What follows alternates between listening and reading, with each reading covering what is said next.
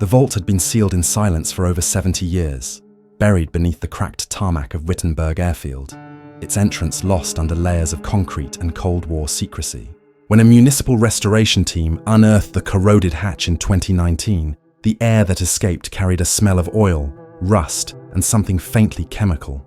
The discovery was almost dismissed as a maintenance shaft until the first georadar scan revealed a hollow space the size of a warehouse 20 meters below. Within days, historians, engineers, and intelligence officials arrived, each claiming different authority over what had been found. It was not just a bunker, it was a vault, a Soviet construction built atop the ruins of a Luftwaffe testing ground. Inside, the remnants of Operation Glasflügel awaited their first light in half a century. Fragments of aircraft no one remembered building, and documents that no one was supposed to read. Chapter 1. The Vault Beneath Wittenberg Airfield. The discovery began, as many revelations do, with a mistake. On May 14, 2019, the Wittenberg Urban Redevelopment Office authorized routine excavation near the disused Soviet-era hangars at coordinates 51 to 5217 N, 1238 44 E. The project was meant to prepare the ground for a solar installation, but when the hydraulic drill hit reinforced concrete 3 meters down, thicker than any standard foundation, the crew paused. Embedded in the concrete was a circular steel hatch, its rim marked with faint Cyrillic text. Objekt 742K. Вход запрещен. Object 742K. Entry prohibited. The site supervisor, Thomas Bauer, logged the obstruction under subsurface anomaly. 2 days later, an email chain began between the Saxony-Anhalt Historical Commission and the Bundeswehr's Department for Declassified Infrastructure. By June, the excavation was under federal control.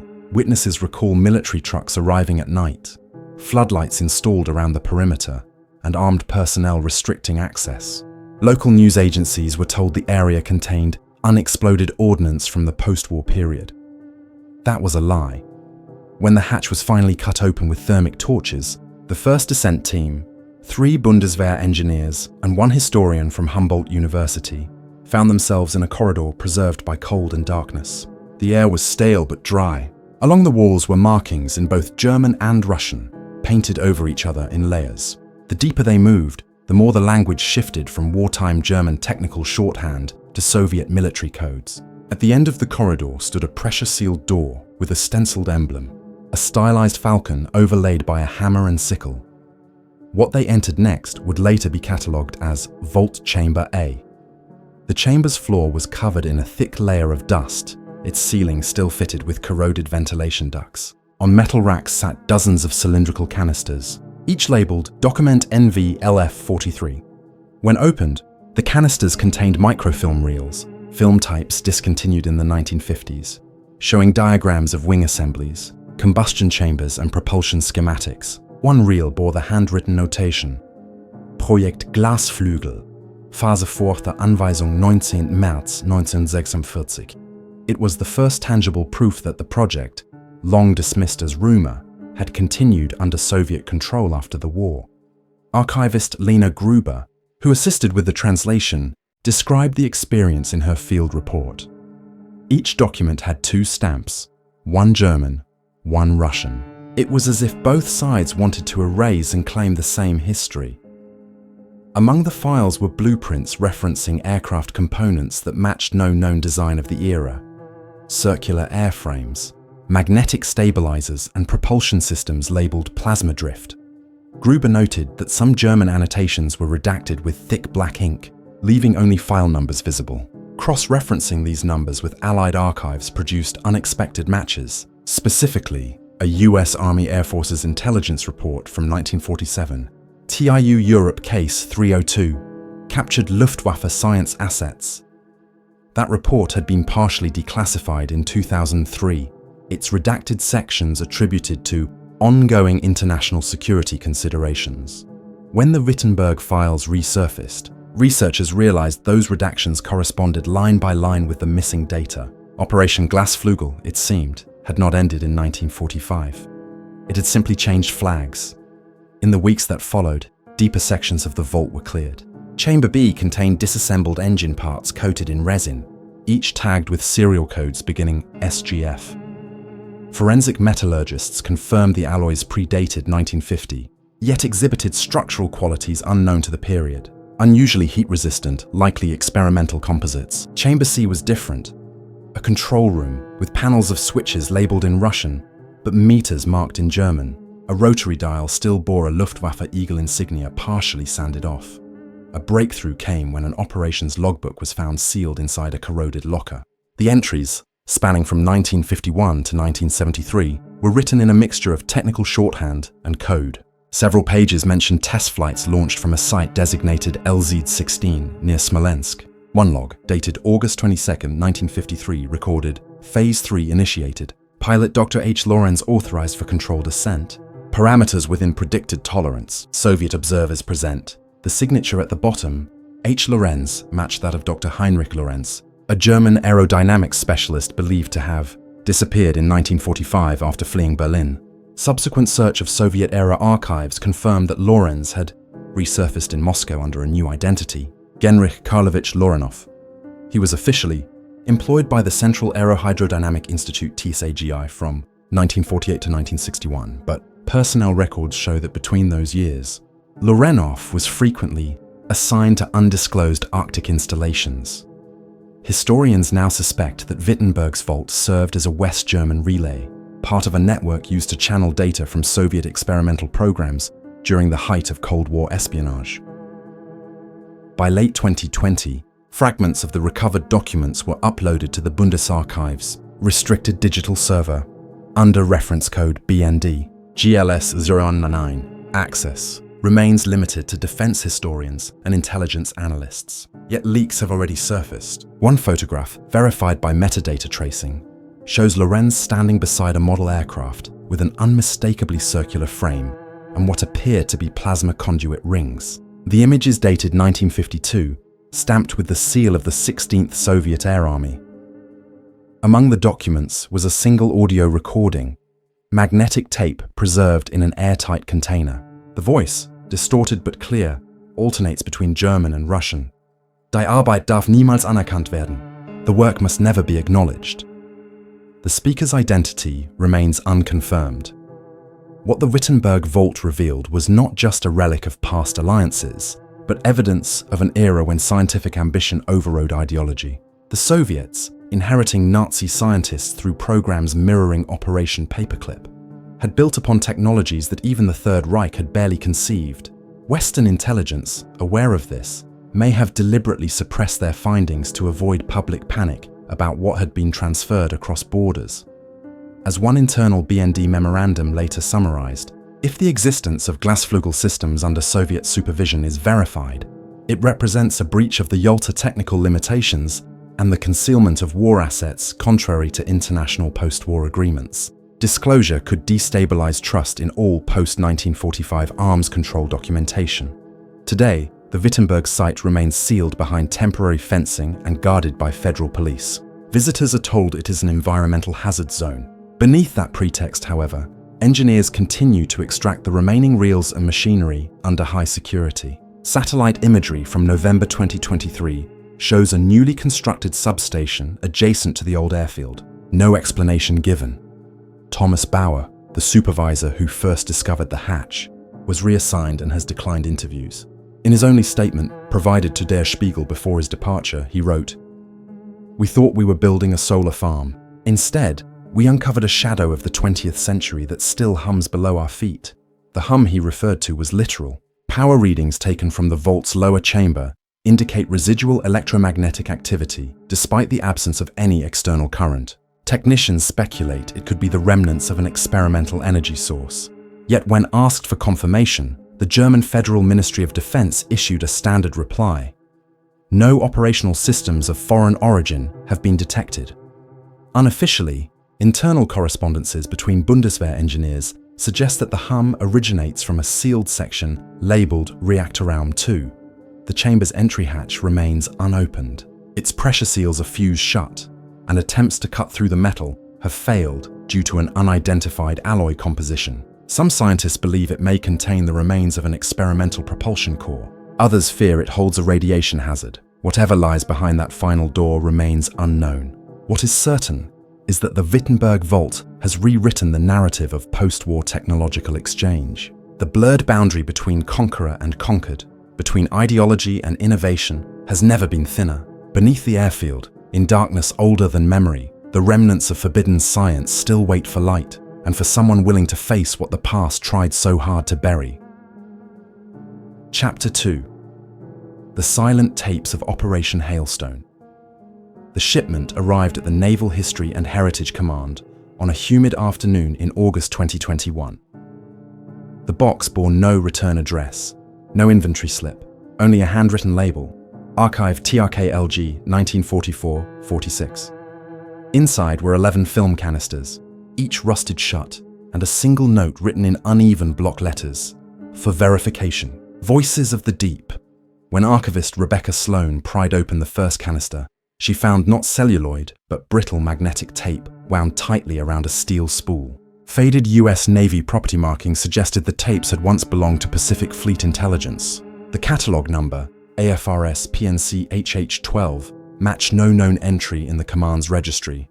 Initial playback attempts nearly destroyed the material.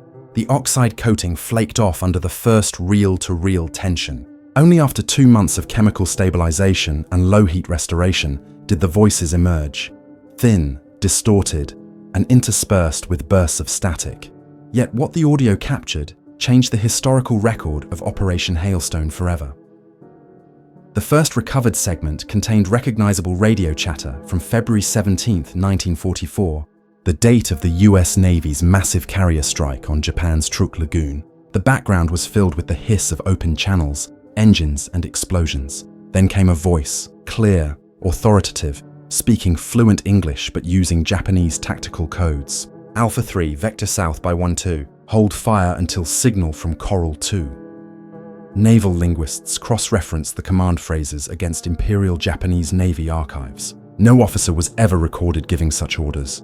The voice was male, mid-40s, accent neutral. Frequency analysis later confirmed it was being broadcast from a ship at sea, not a land base.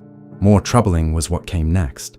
A reference to coordinates corresponding to the last known position of the USS Trout SS-202, a submarine officially listed as missing in action since early 1944. The voice instructed a Japanese destroyer group to acquire debris only and report to Omega Command. The term Omega Command did not exist in any Allied or Axis documentation. When the Naval Intelligence Service reviewed the tapes, they noted that certain background noises, specifically the pitch of the transmission hum, did not match standard Japanese or American communication systems. Instead, the frequency was consistent with experimental, wideband equipment used during joint British-American deception trials in late 1943. This revelation raised an unsettling possibility. The transmissions may have originated from an Allied Black Operations Unit, not the enemy. Declassified files from the Office of Strategic Services OSS contain fleeting references to a psychological warfare division codenamed Unit Omega. Its purpose remains ambiguous, but one memo, dated December 1943, describes controlled misinformation procedures directed at Pacific combatants via live interception and signal manipulation. No record exists of the unit's disbandment. Most of its personnel files were destroyed in 1946 under the CIA's founding charter. As restoration continued, the tapes revealed further transmissions extending into mid-1945, months after Truk Lagoon had fallen silent. Some appeared to be simulated distress calls from Allied submarines. Others relayed fabricated surrender codes. The content suggested that Unit Omega may have used live radio deception to provoke specific Japanese maneuvers, possibly sacrificing real Allied craft to secure intelligence advantages. Rebecca Sloan's discovery triggered immediate federal involvement. Within weeks, the Department of Defense imposed an information freeze on the tapes, designating them temporary classified, Section 12A. But a leaked internal briefing circulated among naval historians summarized the situation bluntly. Evidence indicates unrecorded Allied operations manipulating active combat zones. Potential compromise of friendly units cannot be ruled out. By early 2022, digital copies of the recordings were quietly transferred to the National Archives under the label Audio Material, Pacific Command Cat 19. It was during this process that an audio forensics expert named WWII isolated a pattern hidden beneath the broadcast frequencies. Using spectral inversion, he uncovered a faint Morse signal layered into the static. Decoded, it read, "Silence is mandatory. Archive closed. Omega 9. That message appeared on 4 separate tapes, always at the end of a transmission cycle, suggesting intentional embedding by the original operators. WWII noted that the last repetition occurred on August 15, 1945, the day of Japan's surrender. To verify the tape's authenticity, Sloan and WWII requested comparison with surviving Pacific Fleet signal logs from the USS Enterprise and USS Intrepid. Both ships reported brief, unexplained interference during the truck campaign, labeled phantom signal returns. The signal source was triangulated, at the time, to a location northwest of Truk, an uninhabited atoll now known as Murillo. Cross-referencing the tape's timestamps with ship logs revealed that the mysterious broadcasts aligned exactly with those phantom events. A Navy underwater survey was commissioned in late 2022. Using autonomous submersibles, the team mapped Murillo Atoll's lagoon floor at a resolution of 10 centimeters. They found the skeletal remains of what appeared to be a prefabricated barge, partly buried under coral sediment. Embedded in its hull were fragments of transmission equipment consistent with 1940s US manufacture, including a heavily corroded signal amplifier engraved with the serial Omega 9X4. The discovery confirmed the physical existence of Unit Omega's broadcasting platform. What remained unclear was who authorized it and why its mission continued beyond operational necessity. According to a declassified memo from Fleet Admiral Chester Nimitz, dated September 1944, certain deception elements have overstepped operational parameters. Immediate reassessment recommended.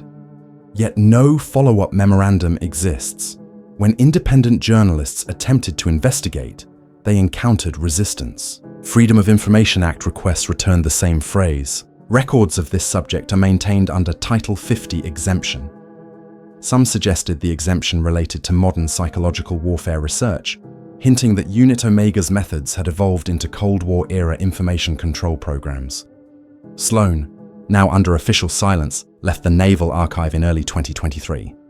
Before her resignation, she sent a final encrypted message to a colleague. "The voices don't stop at 45. There are newer frequencies in the noise." Analysts who later examined the raw recordings confirmed her claim. The final minutes of one tape contained signal bleed at 8.2 MHz, a frequency unused during WWII but common in modern military satellite uplinks. This anomaly implied that the tapes, or the equipment used to record them, had been reactivated decades later. The metadata from WWII's digital copy showed a re-recording timestamp from 1978, coinciding with US Navy tests of long-range LF communication systems during the Cold War. The overlap suggested that Unit Omega's archive may have been integrated into those programs as a training or simulation source. If true, it would mean that the voices captured in 1944 were rebroadcast 30 years later for reasons still classified. Murillo Atoll remains off-limits today. The last independent expedition, led by the Pacific Archaeological Survey, reported faint radio interference on civilian bands near the lagoon. The interference follows a repeating pattern every 43 minutes, mirroring the intervals on the original Omega tapes. Whether it is residual electromagnetic decay or an active transmission looping somewhere in the Pacific, no one will say. The Navy has since removed all public references to Unit Omega from its digital archives. One final entry from the declassified OSS memo reads, "All personnel assigned to Operation Omega will maintain absolute silence beyond mission conclusion. Discovery equates to compromise." In her private notes, Sloan paraphrased that line before leaving Washington. They silenced history to preserve victory, but the echoes of that silence are still transmitting. Today, the 11 canisters are sealed within a temperature-controlled vault at the National Audio Preservation Center in Culpeper, Virginia. Their access log lists only 2 entries since 2023, both redacted. Somewhere in those reels lies an unresolved frequency, the voice of an operation erased from every report, but still alive on magnetic tape, whispering through static from a war that never fully ended. Chapter 3, Project Icegrave, the Arctic Outpost Files. The storm that revealed it was supposed to be routine. In March 2022, a joint Danish-American research team conducting glaciological surveys near Thule Air Base in northern Greenland, recorded abnormal radar echoes beneath the receding permafrost at coordinates 76°3244 N, 68°4203 W. At first, the anomaly looked like a geological cavity caused by ice melt, but the shape was too precise, rectangular, with regular partitions and metallic density returns. When a drone-mounted ground-penetrating scanner made a second pass, the data confirmed it. A subsurface structure approximately 90 meters long, encased in frozen sediment. The team flagged it as an unidentified Cold War installation. Within 48 hours, the Danish Defence Command imposed a restricted air corridor over the area and replaced the research personnel with a joint intelligence detachment. The project's code name: Icegrave. By May, preliminary excavation had uncovered the upper segment of a corroded access tower protruding from the glacier. The markings were American. Faded stenciling read, "Property of U.S. Army Corps of Engineers, Project Icegrave Op Blue Jay." The designation caused immediate confusion. Operation Blue Jay had been the public name for the 1951 construction of Thule Air Base itself, a known Cold War supply hub. Yet no declassified document had ever mentioned a subsection labeled Icegrave. Once the hatch was forced open, the entrance shaft descended 20 meters into darkness. The first team to enter consisted of 3 US Army engineers, 2 radiation safety officers, and 1 Arctic historian, Dr. Ingrid Rasmussen. Their descent, captured by body cameras, showed a corridor preserved in near-perfect condition. Steel plates still shone beneath the frost. On the walls, warning signs alternated between English and Danish. Authorized personnel only, followed by Termisk Zone 3, radioactive material. The deeper they moved, the colder it became, the temperature dropping below 30 degrees despite thermal suits. Then came the smell, metallic, like burnt ozone. The first chamber was labeled Telemetry Control A. Inside stood rows of outdated monitoring consoles, dials frozen mid-rotation. Data reels, still threaded in their drives, bore serial tags dated 1956-1959. Each carried identical header information: cryoacoustic sensor, array site, Icegrave, Project 72B, Altair. The documentation revealed something astonishing. The facility had been part of a top-secret US experiment to detect Soviet missile launches by capturing subglacial acoustic vibrations. The ice itself had been turned into an antenna. What made Icegrave extraordinary was not its purpose, but its apparent autonomy. According to field notes recovered from a sealed locker, the installation was operated remotely from Thule's Command Building 23 until 1962, when all contact ceased following a core malfunction. That phrase, core malfunction, appeared repeatedly in the archives, usually accompanying radiation exposure warnings. Subsequent radiometric scans taken during excavation confirmed low-level isotopic contamination consistent with uranium-235 decay. The presence of such material suggested that Icegrave had used a miniature nuclear generator, a classified power source officially unacknowledged until the 1980s. Dr. Rasmussen's interim report, filed to the Danish Arctic Institute, described the discovery as the missing link between early atomic-era detection systems and modern satellite intelligence. Her analysis proposed that the base had functioned as a prototype for continuous Arctic surveillance, using the frozen environment to dampen ambient noise. But deeper in the structure, the team found signs that the installation's mission had shifted. Beyond the main corridor lay a sealed laboratory labeled Biothermal Research Level 4 Access. Inside, the temperature was marginally warmer, the air thick with condensation. Equipment racks bore the insignia of the US Army Medical Research and Development Command. Specimen jars were arranged along the wall, their labels degraded but still legible. T13, Cryo Exposure Series. T14, Mammalian Nerve Retention. Nearby, a frozen clipboard listed names: Captain M. Halverson, Lieutenant J. Meyer, Civ, Consultant E.T. Lowell. The last entry was dated October 17, 1961, followed by the phrase, Phase 2 approved by Washington. Rasmussen later confirmed that none of those individuals appear in official personnel records. However, a 1963 memorandum found in the US National Archives, previously overlooked due to misfiling, mentions Project Icegrave Special Medical Detachment Relocation. The signature was that of Brigadier General Samuel D. Farris, a Pentagon logistics officer who also oversaw aspects of the M-Cultra Field Coordination Program. The overlap raised uncomfortable questions about whether biological or psychological testing had been conducted under Arctic cover. The team pressed on to the final chamber, known as Reactor Room B. Entry required cutting through fused steel doors. Inside, they found a cylindrical object embedded in ice, 3 meters in diameter, its surface smooth and metallic. The casing bore no military identification, only an engraved plate. Altair Reactor Module, Prototype 2. Radiation sensors spiked immediately. The team retreated, leaving a remote probe to record readings. The probe's camera caught a final glimpse before interference shut it down, a flicker of light within the core, like a pulse. Following this event, the US Army halted excavation. All footage was classified under the Defense Threat Reduction Agency. Rasmussen's participation was terminated and her field notes confiscated, yet one page survived, a carbon copy she had mailed to a colleague in Copenhagen. It read simply, "The core is still alive. It's generating low-frequency acoustic output at precise intervals, 27 minutes apart." Months later, seismic monitoring stations across northern Greenland began registering unexplained rhythmic tremors matching that same 27-minute frequency. Officially, they were described as thermal stress events within the ice sheet. Unofficially, scientists familiar with Rasmussen's data recognized the pattern as artificial. The Danish Meteorological Institute was ordered not to release raw seismic feeds to the public. Leaked cables from the US Embassy in Copenhagen, published briefly on a secure server before deletion, revealed diplomatic tension behind the scenes. One memo dated November 4, 2022, states, "The Danish government expresses concern regarding continued energy emission from site Icegrave. US representatives assert containment is under control. Recommend indefinite classification."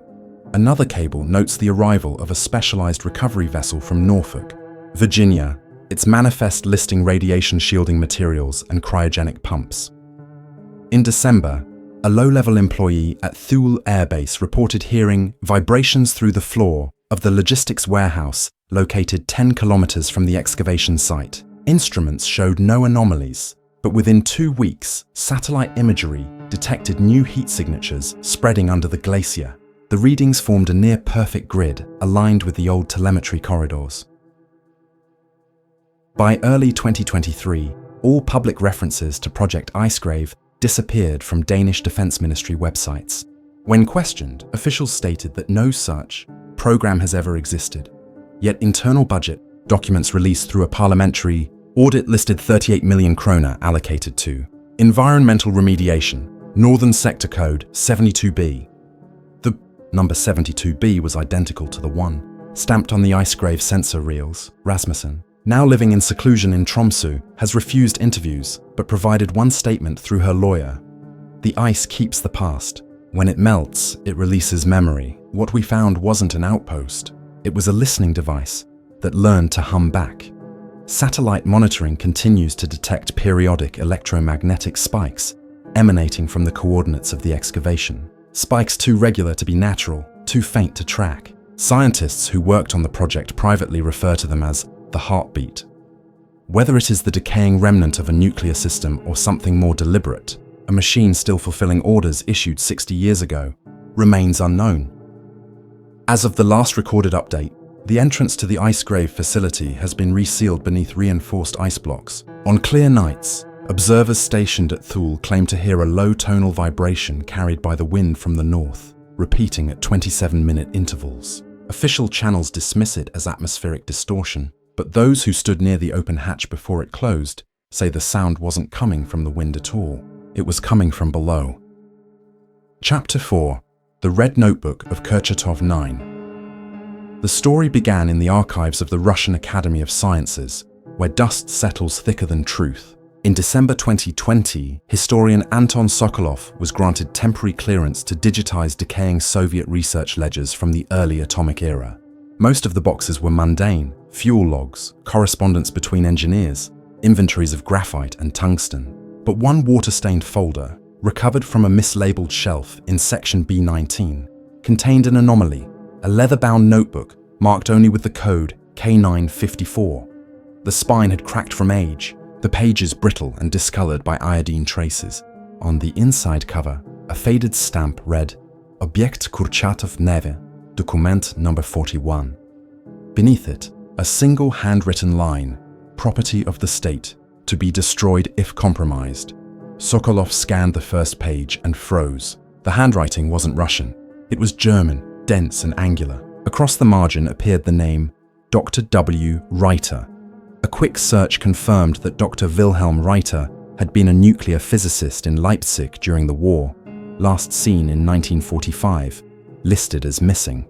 Yet here his notes were, inside a Soviet archive labelled 1954.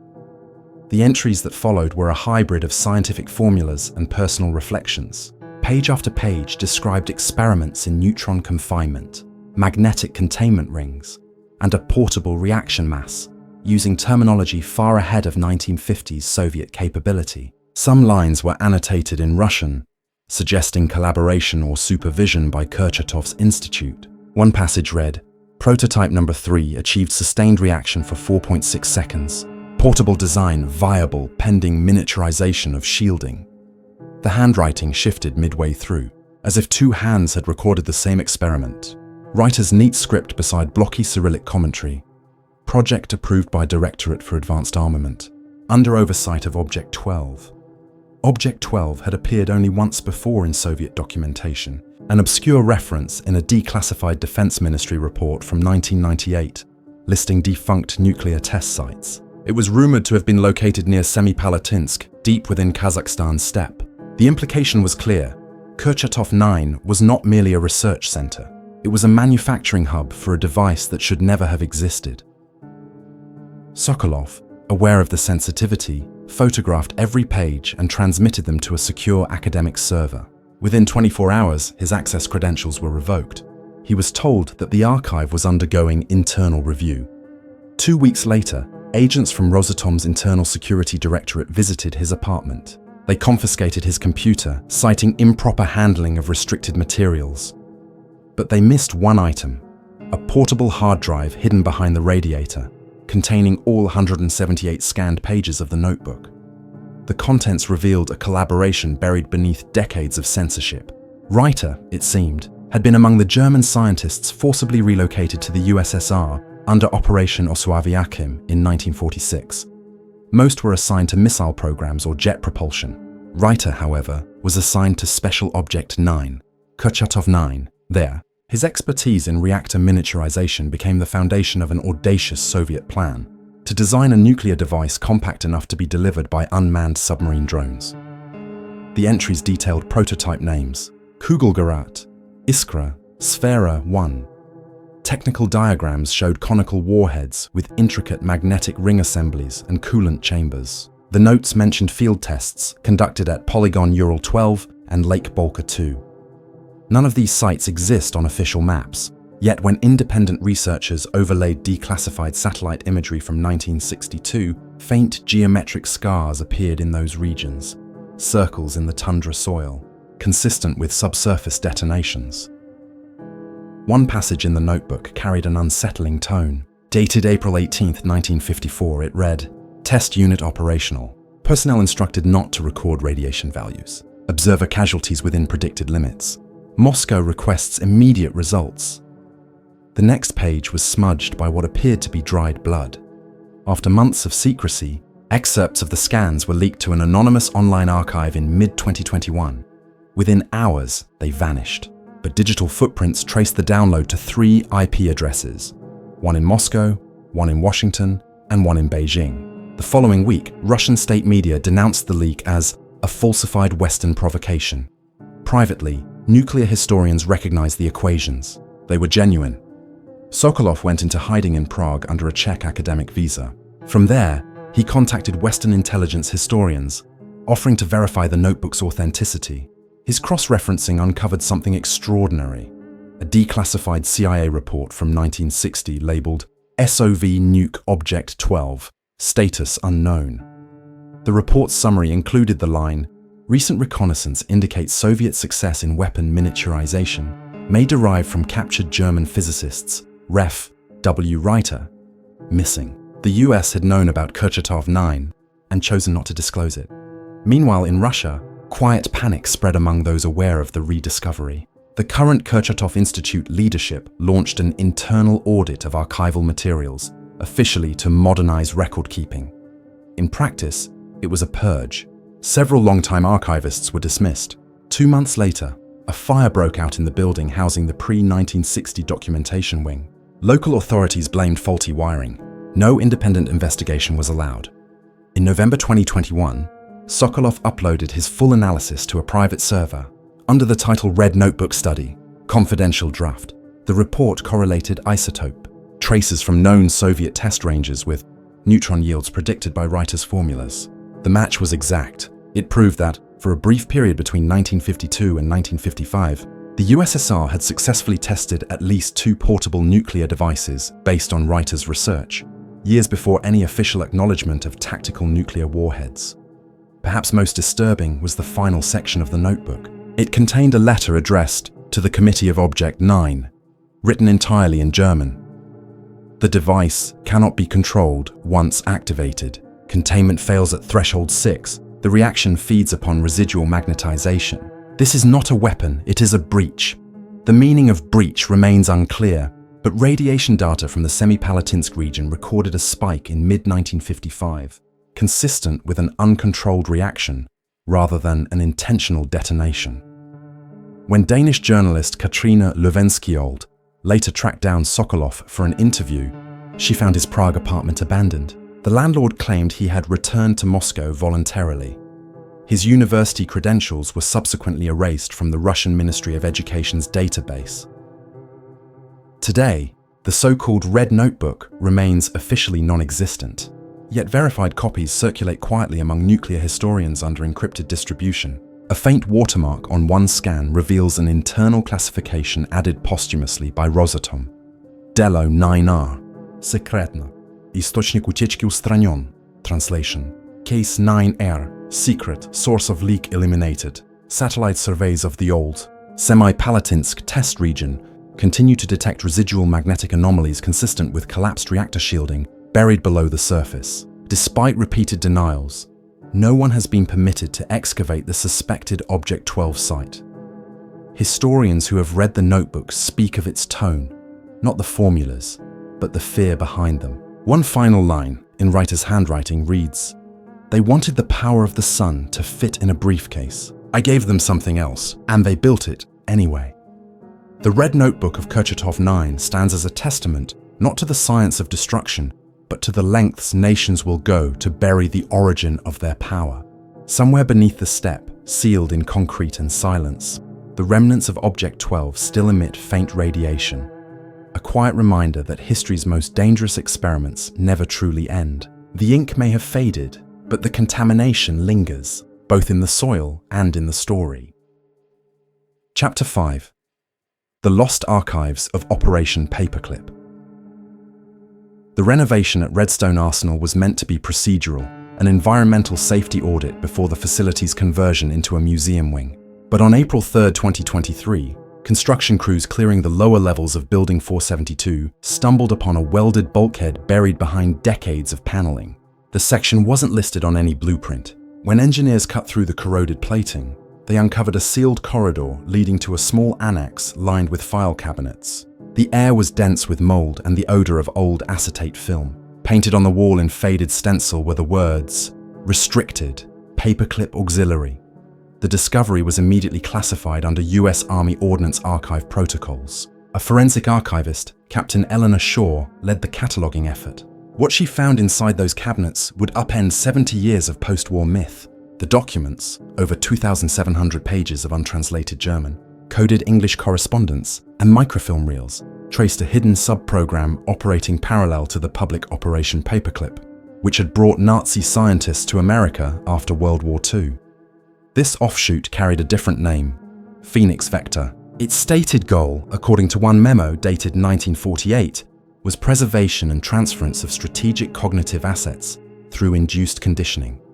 The phrase cognitive assets appeared repeatedly throughout the archive. Early files referenced Fort Detrick, Edgewood Arsenal, and Wright-Patterson Air Force Base. Many included psychological profiles of the scientists themselves, Men like Dr. Klaus Brandt, Dr. Eberhard Voss, and Professor Gerhard Müller, each cross-referenced with case numbers beginning PV00. The tone of the reports was not administrative but experimental. A 1949 memorandum signed by Colonel Harold S. Grant described Protocol Epsilon, a conditioning regimen designed to preserve complex memory structures following neural degradation. The subjects were described as high-value, technical personnel experiencing post-traumatic breakdowns. Shaw's team realized that Phoenix Vector appeared to be a covert effort to extract and replicate intellectual data from compromised individuals through psychological and pharmacological manipulation. One handwritten note, labeled Memorandum for Dr. R.A. Strayer, Division of Biomedical Research, included the chilling line, Subject PV09 exhibits persistent retention of formulaic data post-mortem stimulation. Recommend further application of neuroactive compounds. When portions of the archive were translated, patterns emerged linking Phoenix Vector to later MKUltra subprojects. Many of the same civilian contractors reappeared. Frontier Science Labs, the Boston Neuropsychiatric Institute, the RAND Corporation's Cognitive Systems Division. But what set the Paperclip Auxiliary apart was its focus. Not behavior modification, but intellectual preservation. The goal wasn't to control thought, it was to store it. One file contained a diagram of a helmet-like apparatus labeled Cognisphere Interface, Model 1B. A technician's note read, Initial trials successful. Partial data imprint confirmed via EEG echo. The same file contained a photograph of a man strapped into the device, electrodes running from scalp to chest, his eyes open but unfocused. The caption identified him as PV04 Gerhard Müller. Public records list. Müller as having died of a stroke in 1951, yet the experiment notes continued until 1954. As Shaw's team dug deeper, they found evidence that the project was transferred to private defense contractors in the mid-1950s, then buried under multiple shell organizations. A 1956 memo marked Eyes Only, Project Continuity, proposed the creation of a digital indexing method for neural signatures captured under Protocol Epsilon. In hindsight, it was an eerie precursor to modern neural mapping research. The memo's last line read, "The mind is an asset. Assets can be stored indefinitely." By July 2023, analysis of the recovered microfilm revealed a network of hidden storage locations, data chambers, across Alabama, Ohio, and New Mexico. One particularly sensitive entry referenced Site Perseus, located near Los Alamos. Aerial thermal imaging later confirmed an underground structure consistent with 1950s-era reinforced bunkers. The Department of Defense has neither confirmed nor denied its existence. Then came the most disturbing revelation. Among the annex materials was an audio reel labeled Post-Trial Evaluation, PV12. When restored, it revealed a male voice speaking English with a faint German accent. "You say I'm dead," the voice stated calmly, "but I still remember the equations. I can see them when I close my eyes. The noise inside my head hums with voltage. They told me to sleep, I did, but the light stays on." The tape ended with the sound of a heart monitor flatlining. The accompanying transcript bore the classification mark, Restricted, Neural Retention Test. The signature line read, Reviewed and authenticated by Dr. R.A. Strayer, Project Phoenix Vector, Redstone Arsenal, 1953. When Shaw presented the file to Army intelligence, her report was sealed and her clearance revoked. Officially, she was reassigned to Fort Meade for data integrity auditing. Colleagues later stated she never arrived. Soon after, the Redstone facility was declared structurally unstable. Renovations were halted, and the area cordoned off under environmental remediation orders. But satellite images captured in September 2023 show heavy equipment operating at night around Building 472, containers being loaded onto military trucks without lighting, escorted by unmarked vehicles. An internal whistleblower leaked a fragment of a classified email exchange between Defense Department officials dated October 8, 2023. Recommend immediate integration of recovered cognitive materials into DARPA Neural Continuity Initiative. Priority: secure Phoenix archives before civilian awareness. The email chain was traced to the Advanced Defense Research Division, modern successor to the same agency that once ran MKUltra. If the leak is genuine, It suggests that the cognitive experiments of the 1950s never truly ended. They evolved. Phoenix Vector may have been the genesis of neural data storage research still ongoing today, its roots disguised beneath decades of psychological warfare programs. Declassified financial ledgers later revealed that between 1960 and 1964, the Pentagon allocated $4.3 million to a project labeled Bioinformatic Preservation Unit, using a cost code that matched early paperclip expenditures. Publicly, the funds were listed as training grants. The Redstone Annex is now silent, fenced off, and watched by motion-activated cameras. Environmental monitoring sensors around the site record low-frequency electrical pulses every 42 minutes, too weak to indicate machinery, too regular to be random. Former technicians who briefly entered the annex before its closure claimed that even with the power off, some of the old equipment emitted a faint vibration through the floor.